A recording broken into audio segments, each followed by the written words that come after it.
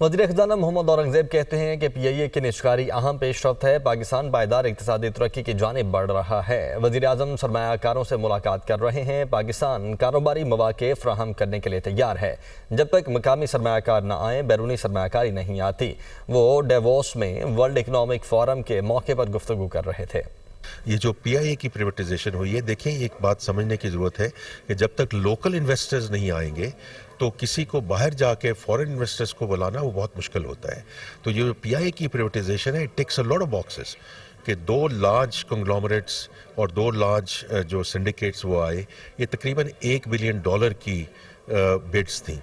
اور پھر we also should کہ لوکل انویسٹرز جو ہیں ایک دوسرے کے ساتھ کام کرنا چاہتے ہیں۔ جو معاشی استحکام آ چکا ہے اینڈ انشاءاللہ we are now moving forward towards sustainable growth, اور ہم نے آگے کیسے لے کر جانا ہے۔